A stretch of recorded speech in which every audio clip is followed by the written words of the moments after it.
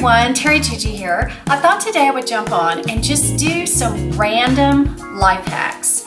These are different things that I've either done for a long time or I just started doing that have really enhanced my life or made my life easier. Some of them I'm sure you know, some of them will be new to you, so let's get started.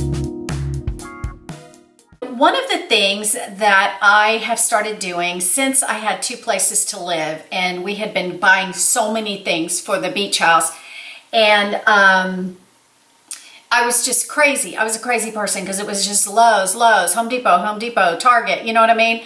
I decided to get one place for all receipts that go in one place. And that's a poly envelope. It's at the beach house right now, but it's a poly envelope that I bought from, I think, Walmart or Target, that has like a zipper closure, and every receipt goes in there. Now, if it's a high ticket item, I'll jot at the top of the receipt before I slip it in what it is. And then I will file them, newest first. I'll just keep putting them in front. And then when the envelope kind of gets thick, it's a plastic envelope. When it kind of gets thick in a month or two, depending on how much purchasing we're doing, I'll go through it and throw a lot of them away. And if I scan it and there's nothing over $10, obviously I don't need it. So that's what I do. I keep all my receipts. It's such a relief to have them all in one spot.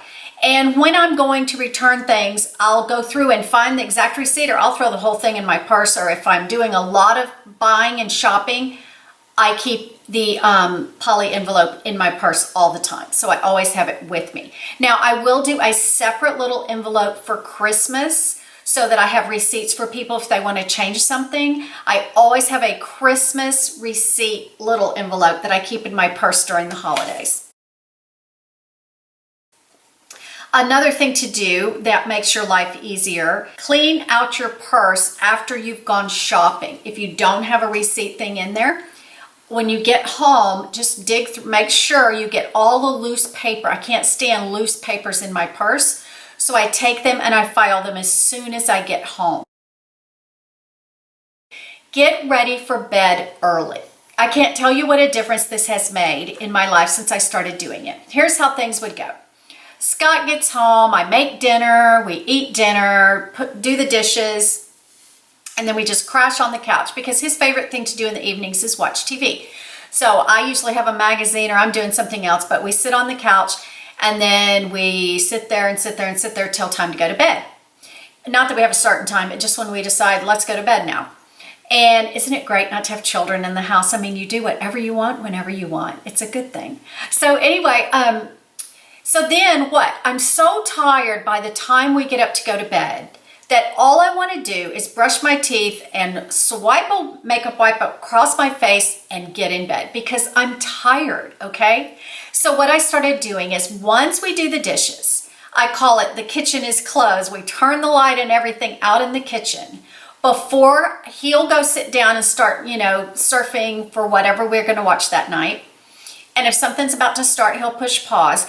I go right then, say it's 7 o'clock, and get ready for bed. I do my skincare and all the things I want to do in the evenings while I'm still wide awake. And then when bedtime comes, I just brush my teeth and get in bed. And that's it. I've already got my pajamas on. I've done my skincare. I've removed my makeup. I've done my moisturizer, all the different things, my hair treatments, all the things I need to do to make me feel like I'm taking good care of my skin and everything. It's done. And it just feels amazing. So if you find yourself wanting to skip those steps because you're tired, just do them earlier and it works out great. I have learned to make sure I keep 1s and 5s in my wallet all the time. I cannot stand to all the places we go and the different things that we come across. I'm always needing cash. Well, keep cash in your wallet too, but 1s and 5s especially, because so often you're paying for something with your debit. I can't think of what I'm saying, but I know this has happened. And then you just want to throw them a tip and you can't really put it on your debit for whatever reason. And I hate not having a tip. This just happened to me when I was in Orlando, they insisted on taking our bags to our room. They said it was a hotel rule. They said in the nicer hotels, like I didn't know about nice hotels. This was a very midline hotel, by the way. They insisted on taking them to the room. Well, Scott had gone to park the car. I had like a 20 on me. I wasn't going to give the guy a $20 bill, so he didn't get a tip, and I felt terrible. And I thought, never again. Also, like, you know, you get a Coke at Sonic, you know, or something. You know, you need to have a dollar to give the person that brought you just the one thing. You need a dollar to give them. Anyway, keep 1s and 5s in your wallet. Also keep, I would say, $100 tucked back in your wallet somewhere, because there's times when things break down. And an example, I was in Costco. I had shopped and shopped and shopped, and there was something wrong with their debit and credit thing. Nothing would work. Guess what? I had $100. My bill was about $75, so I did not waste my trip. I got to check out just like normal. Also, another good thing to do, none of us carry checkbooks anymore, but be sure you put 1 or 2 checks in your wallet so that if you're stuck in that same kind of a situation, you can just write a check if anybody takes checks anymore. But it's an occasion that I end up using that check. Like there's just times that I use it. So that's a good hack to have, especially when you travel. Oh man, listen to me. Carry cash when you travel. Scott and I didn't carry enough cash with us when we went to Cartagena, South America. And it became a whole thing. And luckily he had $100 stashed in his wallet, and we got $100 worth of pesos, and it got through us the next 2 days. And we would have had to find the bank and all kind of things. So it all worked out, but carry a lot of extra cash when you travel just in case they don't take credit cards, because a lot of people didn't take credit cards in the little town that we were in. I've been to a lot of appointments lately. And I'm not used to living here. I don't know the city that's next to me. And so some of the doctors are over there. And so what I've started doing, because I can't stand to be late, I don't like driving where I don't know where I'm at. And the roads are kind of crazy in that town. It's not a big town, but the roads are weird, okay? So what I do, before I leave, or the night before I leave, I get it in my computer, I Google map where I'm going, and I look at it and I study it. I don't just trust my GPS. I look at it and I get it in my head, and that helps me so much to get where I'm going. Also, when I do that, I get the time that it takes to get to the place. Even though it's at night and you know it's going to be extra time during the day, you can get a good feel of how long, how long it's going to take to get to that place. So all of that's in your mind before you even leave. Always leave with extra time as well. This is something I learned years ago. I was always 5, 10, 15 minutes late to stuff. And it wasn't that I wasn't ready on time, because I'm pretty good at that. But say the place is 30 minutes away and your appointment's at 12:30. So you think, okay, I'll leave at 12. No, don't do that. Don't leave at 12. Leave it 10 till 12, 15 till 12, just to make it easy. Because if I walk out of this apartment on time, I've still got to grab my purse, lock the door, go down 3 flights of stairs. Now I know most of you don't live like this. Walk down the long hall to the little parking lot, get in my car, put it in my GPS. Hello, it's 10 minutes late. I'm 10 minutes behind my time that I'm supposed to leave. So I always get down there in plenty of time and count all the time it takes, especially if you have children. You got to count for the lost sock, the lost shoe, the lost homework, all that stuff. Oh, and sometimes you have to go get gas and you weren't ready for it. But if you have that 10 to 15 minute window, yeah, you can get it all done. I've told you in a couple of videos ago to make a packing list. Something else is always make a shopping list. When you have your packing list, go through it a couple days before your trip and look through the things you have, and then make a little shopping list on the side. You know, I need a new mascara. Oh my gosh, I'm out of this, I'm out of that. So, you know, I need a travel toothpaste or whatever. Make a little shopping list on your packing list on the side, and get that done a couple days ahead of time. I would say to pack about 2 days before the trip, so that you can take your time looking at your outfits, laying them out. And I can't tell you how many times I've run to the store and grabbed a sweater, or I needed a pair of shoes that I didn't really think about because I've been traveling all summer and all of a sudden it's winter and my shoes are at the other house. You know what I'm saying? So do that ahead of time, like 2 days where you have time.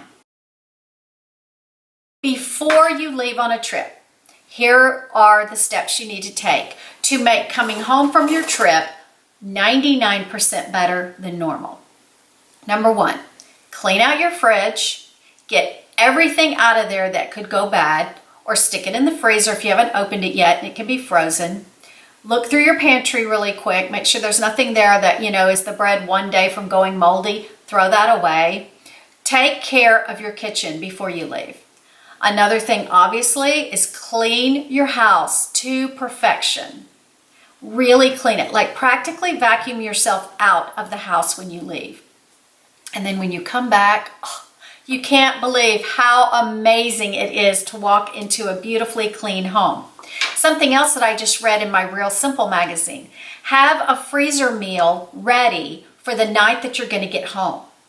Like either make something and freeze it and you can just stick it in the oven, or buy one of those, like they have those little skillet meals and you dump it in the skillet with some water, turn the fire on, put the lid on, and in 30 minutes you have a great pasta dish, or like chicken Alfredo, the different kinds of things like that. They're so easy. They take no effort.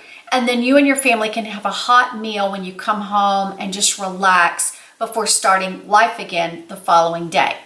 Now, when I travel, I totally immerse myself in where I'm at. I don't care if I'm in Texas, Florida, anywhere. Out of the country, I immerse myself. I don't think about home. I don't text my friends, how are you doing today? No, I'm in South America. I want to be in South America. I don't want to be thinking about home. So something that you can do before you leave, if you're like me and you're immersed, when you get home, you're like, oh my God, what's my address? Where do I live? Oh, what's the key to the gate? I mean, what's the code? I can't remember anything. I'm just like a zombie when I get back because I forgot my whole life. So before I leave, if there's some kind of an appointment on Monday or something I need to do, like you get home on Sunday afternoon and you're going to start life back on Monday morning, make a little list of the things that you know that are coming and put them on your bathroom mirror before you leave on your trip. Because the bathroom mirror is something you're going to see before you go to bed that night, and you're going to go, oh my gosh, I have the appointment tomorrow. I would have totally forgotten. So anything that you don't want to forget, put on that little list on your bathroom mirror before you leave on the trip. The other thing that you can do is, I'm a big believer in this too. You get your mail, like sometimes you have to go get your mail because you've stopped it or your mailbox is full. Don't do the mail the minute you walk in the door from your trip. It's too taxing. It's too overwhelming. Wait, if at all possible, till the next day. It's going to sit there one more day. It's perfectly fine. Nothing's going to happen. Very little comes in the mail anyway. That's important. So just leave the mail till you've had a good night's sleep from your travel day, and then open it at your leisure the next day. Another thing that I believe in that my husband taught me, and I've shared this before, whatever you do, unpack. Unpack the minute you come in the door. Seriously. Roll your suitcase, keep walking, put it on the bed, unzip it. 90% of it is laundry, or all of it is laundry, because if my clothes have been in a foreign country or somewhere, everything's going to get washed, right? So just throw your laundry in the laundry basket. I'm not saying do your laundry, but go ahead and do that. What have you got left? Shoes. Throw your shoes right where they go in your closet. I mean, it's 5 steps, right? It's right there. You've undone your suitcase on your bed. Hang up your jacket or anything like that. It's 2 minutes. Hang up your jacket. Hang up your things. And then you've got your toiletries. Now, sometimes you have toiletries that you're going to need. Sometimes they're separated, whatever it is. I don't always do my toiletries because it's a lot to it if you have to put things back and everything. But I take my toiletry bag and I set it under my sink or in my bathroom cabinet. That way it's there. I'll either deal with it after dinner or I'll deal with it the next day, whenever. But I make sure that suitcase is empty. I zip it up and I put it where it belongs. So now you have your clean house back. Your house is clean again. Everything's great, right? Be sure you run your dishwasher before you leave and unload it as well, so you have an empty dishwasher when you walk in. Okay, is there anything else? Open your mail the next day. Oh, two more things. When you get to the airport, take a picture of where you parked. Just take a picture. If it's a pole and it's B12 or something, take a picture. I park in Pensacola, where I fly out of a lot. There's no markers, there's no numbers, there's no letters, because it's a small airport. But it's big enough that I don't remember there's 3 different lots you can park in. I have to remember which lot and kind of where I'm at. So I'll take a picture of the covered parking that I'm too cheap to pay for and see what I'm looking at from my front of my car, so I can find my car easily, because I can promise you I won't be able to find my car. Number 2, when you go into parking, if you're parking your own car and you get the little ticket, do not put it in your wallet. My mom taught me this. Don't put it in your wallet, put it in your visor. Because if on your trip your wallet gets stolen or you lost it or anything like that, this is one less thing you have to worry about, because it's a big deal when you don't have your ticket to get out of the parking lot. Another thing to do, that Scott and I have learned this through so much back and forth traveling between our homes, always have a spare car key with you. Like used to when we traveled, Scott would have the keys, and I wouldn't even bring my key, because why bring your keys? You're just going to lose them. But what if Scott lost his keys? We wouldn't have a key to the house. We wouldn't have a car key. Got to call someone to go to the house and get inside and find the key and go. No, just carry 2 car keys. You never ever know. So we've started always having a spare key with us, at least for the car, if not for the house. Actually, both. We just go ahead and do it. And I usually put it somewhere, tuck it in my suitcase somewhere. Not if it's checked, then it's in my purse, but then I tuck it away for the whole trip, so that if my purse gets stolen during the trip, I know that my key is in my suitcase. I know it's not foolproof, but it is a good backup to have. Okay, my camera has turned off twice. That means this video is too long. I hope you've enjoyed these life hacks, and I'll be back for another video next week. Bye.